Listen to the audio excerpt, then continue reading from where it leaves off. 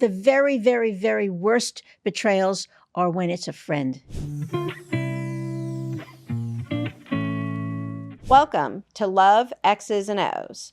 I'm Leah Mayersohn. And I'm Denise Isaacs, and we're bringing you 70 years worth of legal experience. People talk about second chances. What we're going to talk about today is why you should never take them. We're going to talk about bad advice people are going to give you. We're going to talk about steps you can take if you decide to get back with the other person and all sorts of other scenarios. So, are you generally in favor of second chances or not? It depends. It really heavily depends on the past and the circumstances. And has it happened again? Has it happened before? Is it happening again? That's what we need to look at. I think overall, we should talk about the general types of situations where 100% it's a deal breaker. Like, for example, if there's domestic violence involved, 100% there is no second chance. Yep.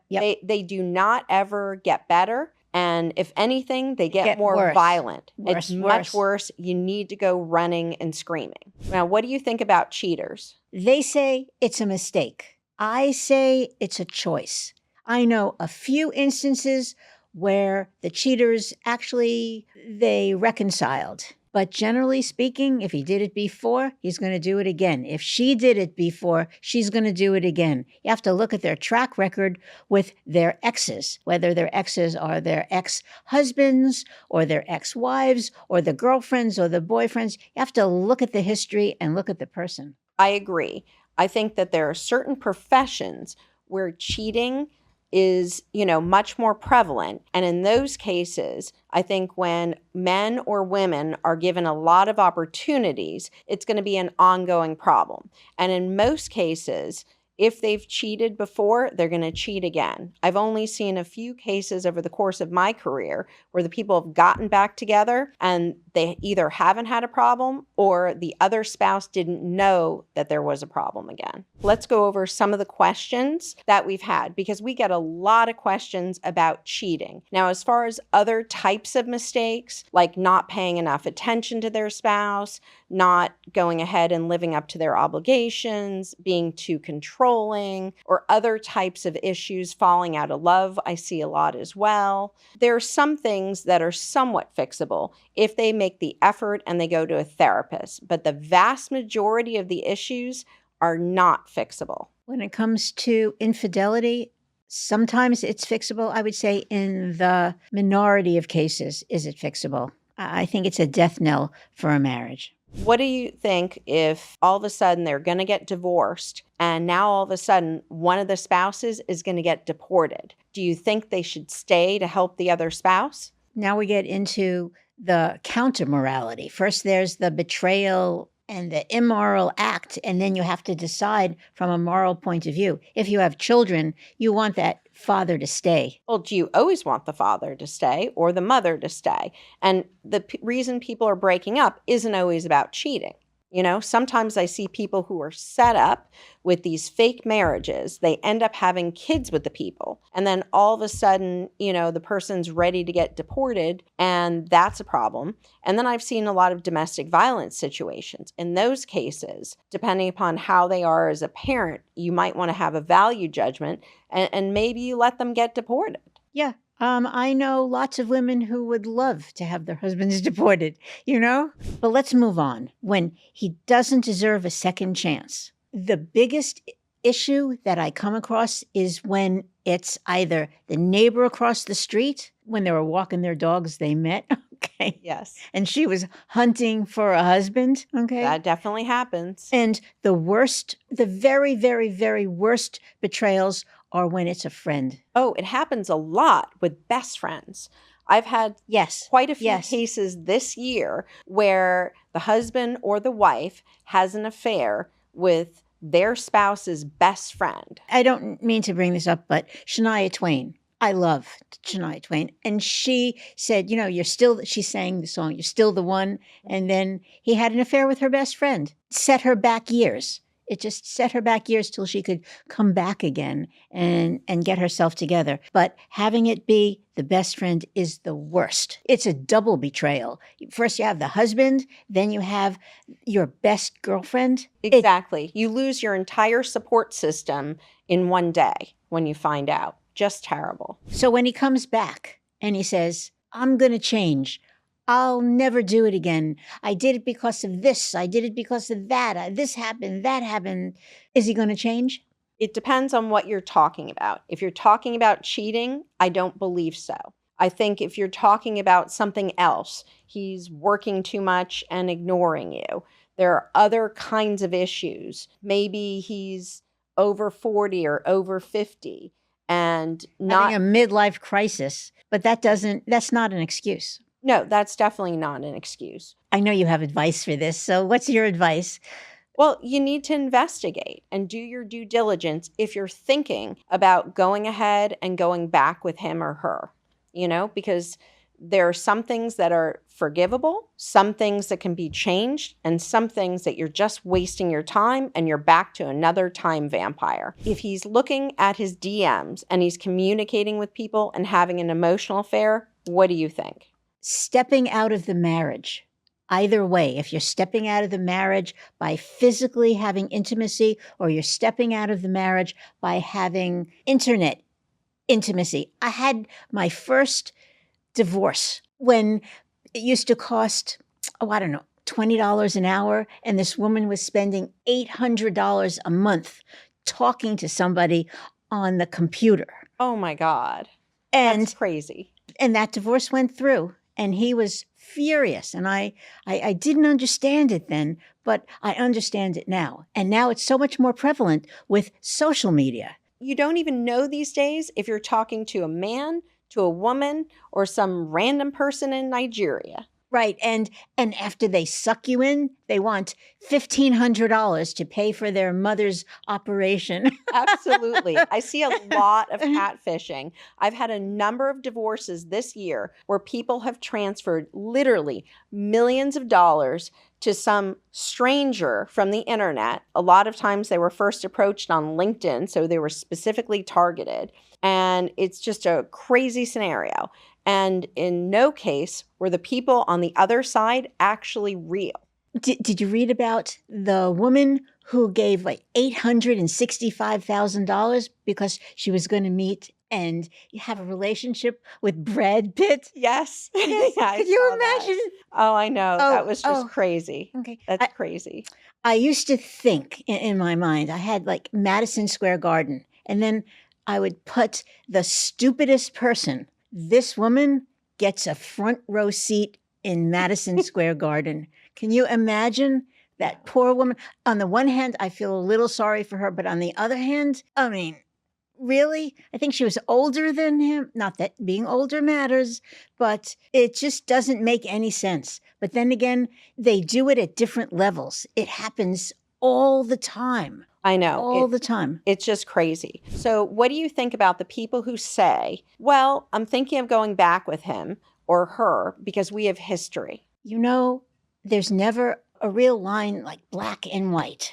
But then again, you have to look at the history and see, what was he doing before? Was he out of the marriage before? Was he gone all the time? Was he not treating you right before? Was he not valuing you before? Was there no relationship for 10 years? Take him back. He's changing. No. What about when people say we both made mistakes? That's different. Okay, that is different. The relationship, the marriage that I'm thinking of, where they are still together, is a marriage where they both took responsibility. And she said that she was never there for him because she was doing this. And so she cut back on all of that. Sometimes you can fix it, but rarely. Okay, rarely. But you don't want to be the rerun. You don't want to be the open door. If it didn't work the first time, a lot of times or mostly, it's not going to work the second time. My parents had friends. They played poker on Friday nights, Oh. okay? Okay. The husband had a girlfriend. He had a girlfriend. And his wife kept him. She kept the relationship and nobody would talk about it. So she was crying one day. They told her that she should leave him and she didn't leave him. And eventually he got rid of the girlfriend and he stayed with her, but she lost her whole life for 20 years. I don't know why she didn't kick him out. What do you think when people say he or she is really trying this time? I say BS. Okay, really trying this time? It's happened before and they didn't try and now they are trying. I say that it's a desperate attempt to keep the marriage and keep the relationship for whatever small reason. What about people saying that they want to believe in love? I say find it somewhere else. If this person distanced you, did not treat you respectfully, has no respect for you, move on and look for love somewhere else because there's somebody who's looking for you. You can find them. Absolutely. Accountability, where there's both parties take responsibility and say, I didn't do this right. I should have done this. When they both take accountability, then there's a chance for the marriage. But what I wanted to point out is that the narcissist says, it's your fault. You did this. You weren't there for me. You didn't give me enough attention. Then there is absolutely no way to have a relationship, to have it continue. I agree with you about that. What do you think about second chances? I think second chances are a disaster overall, and I'd highly encourage people to not get involved with it. You had your first chance. Why didn't the person live up to the expectations and to the promises that they made to you when you got married? You all knew how serious this was, and you knew that this was supposed to be forever. And if they didn't treat your marriage that way the first time, then they were disrespectful of you, of the institution of marriage, and it's incredibly rare that they're going to go ahead and change dramatically and work it out the second time around. And the betrayed. Let's just focus on the betrayed, not the betrayer, but the betrayed. How do you get trust back where you could have a relationship? I think it's very, very difficult, and I think it takes people a very long time. So it has to be absolutely worth it. And I think in the back of their minds that the person who was betrayed is always going to be wondering if something's happening again. And they're always going to be looking to the other person's cell phone. They're always going to be wondering if they're out extra late at work. They're always going to be worried if the other person is traveling again. They're going to be worried if the person doesn't report back at a specific time. And it creates a very unhealthy dynamic for the person who's betrayed. Most of the time, I would say, don't even bother. Every betrayed who's come into me to talk about the husband or the wife who betrayed them, everybody tries to make it work. And then you see the dynamics playing out. It doesn't work. Let's talk about rules. What do you think are the most important rules? Rule number 1, the most important one is do a postnup, and do a postnup with a big penalty clause. Yes. Yes. Make sure that you get the most that you can out of this relationship. If he wants to try again, she wants to try again, you make sure that you get the financial terms that you want immediately, as soon as you can, while the guilt is still there.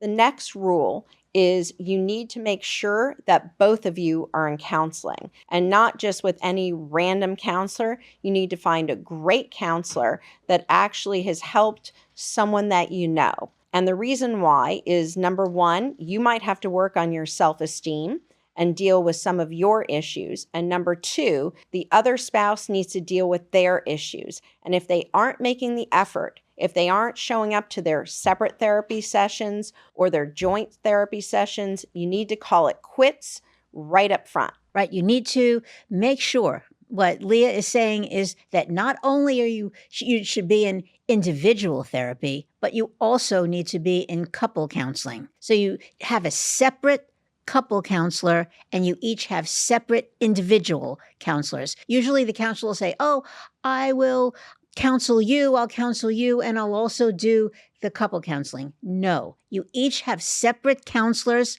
and a couple counselor.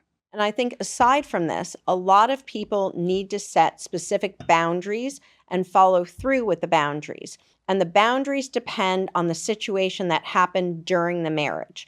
For example, if you were married to a narcissist and you're going to make a horrible mistake and try to go back with them, you need to make sure that there are rules about them gaslighting you. And the first time that they go ahead and they gaslight you, you need to call them out on it. And you need to potentially call it quits. If you're there with a cheater, you need to have rules regarding their communication with you and what's going to be going on. And also make sure that you get yourself and get them tested so that you're safe. If you have a person who has domestic violence issues, you need to have them in anger management counseling. And I told you before, I highly recommend running from anyone who's involved in any kind of domestic violence. But if you're not going to listen, at least make them go to anger management counseling, and you need to go to victim counseling, maybe with something like a women in distress type of an organization or something else to address some of the issues. And if you're with someone who has other kinds of problems, like not giving you enough time, not being focused, trying to financially control you, you need to set boundaries for each of those types of problems and stick with those boundaries. They're going to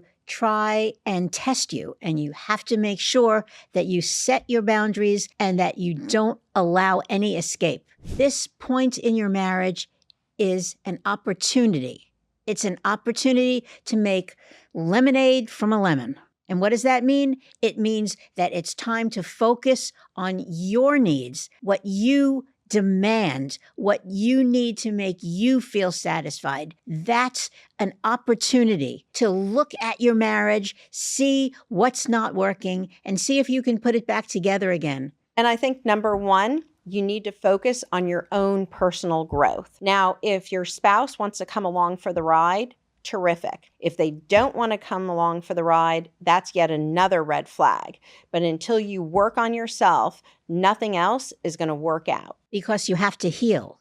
You have to heal yourself. You have to make yourself a priority, not trying to keep them in the marriage, not trying to do anything and not calling them out for stepping out or not calling you or not being available and making you worry about where they are. No, it's you are calling the shots now. The tables have turned, and it's absolutely necessary that you take charge. You take charge of yourself and healing yourself and your own personal growth. Now, if you're thinking about giving someone a second chance, we want to hear about it. We might be able to talk you out of it, but at a minimum, we want to hear your stories. And we want to hear what happened, and if you tried, what happened. So please send us DMs at Mayersohn Law or send us an email, info@loveexesos.com. Now remember, marriage is a contract. Make sure you read the fine print.